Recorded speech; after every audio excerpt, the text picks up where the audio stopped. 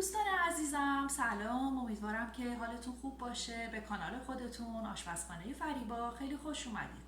امروز با آموزش یک غذای خیلی خوشمزه و ساده با بادمجون در خدمتتون هستم. امیدوارم که مورد پسندتون واقع بشه. موادی که نیاز داریم عبارتند از یک عدد بادمجون بزرگ، 2 عدد سیب زمینی بزرگ، 1 عدد پیاز متوسط، 3 عدد تخم مرغ، 1 پیمانه پنیر موتزارلا رنده شده، 3-4 قاشق غذاخوری جعفری تازه ساتوری شده، 2 قاشق غذاخوری سس گوجه فرنگی و ادویه هامون شامل نصف قاشق چایخوری پودر سیر، 1 قاشق چایخوری پودر پاپریکا، نصف قاشق چایخوری پودر زیره، نصف قاشق چایخوری پودر فلفل چیلی و به میزان لازم نمک.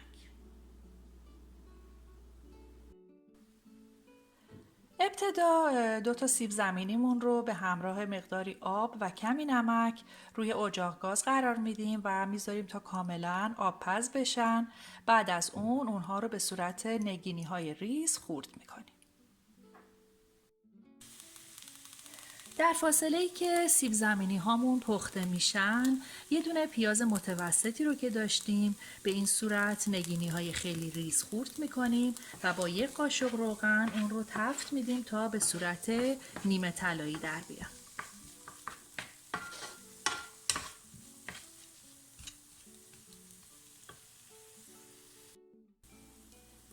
دوستان عزیزم بعد از اینکه پیازها رو یه مقداری تفت دادیم و رنگش به این صورت نیمه طلایی شد، نوبت اضافه کردن بادمجون ها میرسه که به این صورت اونها رو نگینی خورد کردیم. توی این مرحله به پیاز هامون اضافه میکنیم و به همراه پیاز حدود 3-4 دقیقه اون رو تفت میدیم تا یه مقداری بافت نرم پیدا کنه.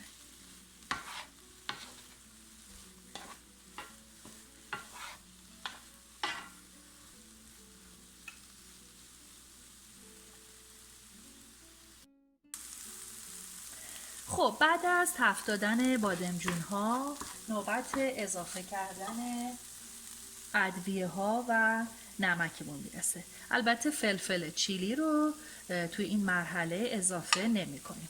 فقط پودر زیره، پودر پاپریکا، پودر سیر و نمک. خب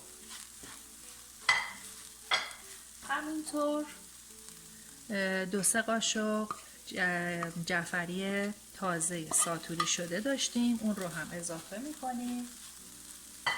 یادتون باشه که برای سرخ کردن پیاز و بادمجون از روغن کمی استفاده کنید، چون بعد از اینکه غذا آماده میشه و پنیر موتزارلا رو بهش اضافه میکنیم یه مقداری چربی داره و اگر روغن زیاد استفاده کرده باشید زیاد جالب نیست. خب یک کمی که اونها رو تفت دادیم، 2 قاشق غذاخوری سس پاستا داریم، اون رو هم اضافه میکنیم. اگر احیانا سس پاستا نداشتید میتونید 1 قاشق غذاخوری رب گوجه فرنگی رو با 3 قاشق غذاخوری آب کاملا مخلوط کنید و تو این مرحله اضافه کنید. خب حالا شعله اجاق گاز رو خیلی ملایم میکنیم و در ماهیتابه رو میذاریم حدود 5 دقیقه دیگه کاملا نرم بشن. بعد از 2 دقیقه که گذشت حالا نوبت اضافه کردن سیب زمینی هامون میرسه که اونها رو آب پز کرده بودیم و پخته شده بودن. اونها رو به این صورت نگینی های ریز خورد میکنیم و توی این مرحله اضافه میکنیم.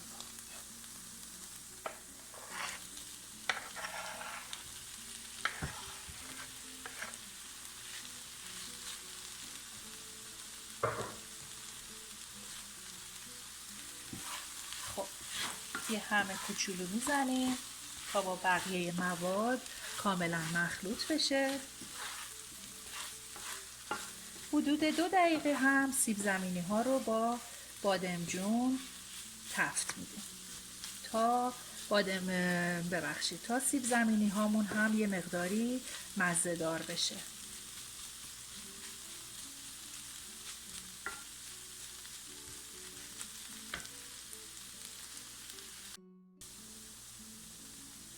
بعد از حدود 2 دقیقه که سیب زمینی های پخته رو هم اضافه کردیم و با بقیه مواد تفت دادیم، خب حالا یه مقداری اون رو مرتب میکنیم، صاف و یک دست میکنیم. حالا 3 تا تخم مرغی رو که داشتیم داخل یه ظرف میشکنیم و با چنگال یه مقداری اون رو میزنیم تا از حالت لختگی در بیاد و یک دست بشه. یه مقدار هم فلفل سیاه بهش اضافه میکنیم.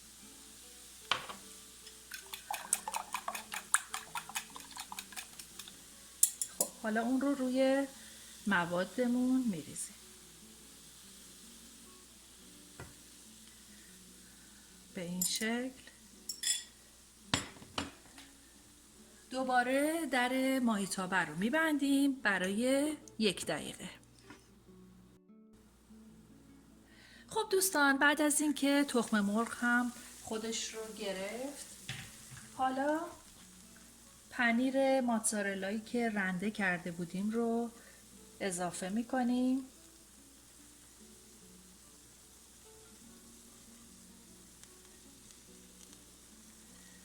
به این صورت.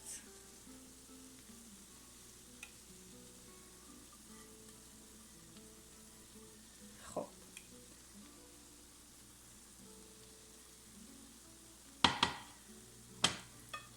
و یه مقدار هم از جعفری ساتوری شده روی اون میدیم برای تزیین و زیبایی اون.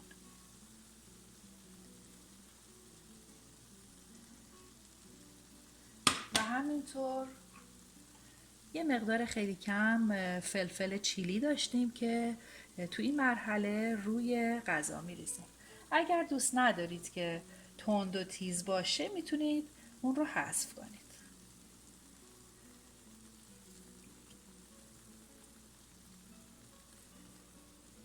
خب دوباره در ماهیتابه‌مون رو میبندیم و میذاریم تا کاملا پنیر ذوب بشه و غذامون آماده بشه. خب دوستان عزیزم، پنیر هم کاملا باز شده و الان غذای ما آماده سرو هستش. یک غذای فوق‌العاده خوشمزه و در عین حال ساده که در کمترین زمان ممکن آماده میشه با موادی که همیشه در دسترس هستش. خب من این غذا رو به همین صورت سر میز میبرم و سرو میکنم. امیدوارم که این غذای خوشمزه رو آماده کنید و مطمئنم که خوشتون میاد.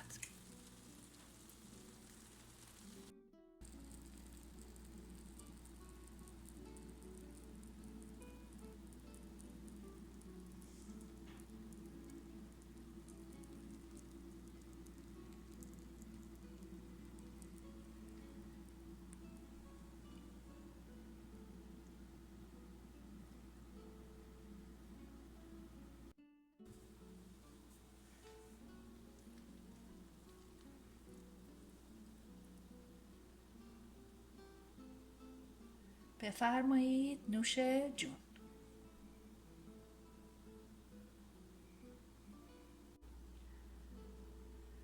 خب دوستان عزیزم، این هم از غذای خوشمزه تقدیم می‌کنم به همه شما دوستان عزیزم. امیدوارم که اون رو آماده کنید و در کنار عزیزانتون از خوردنش لذت ببرید.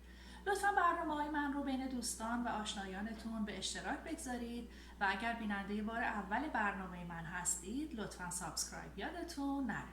خیلی دوستتون دارم. تا یک برنامه دیگه و یک غذای دیگه، خدا نگهدار.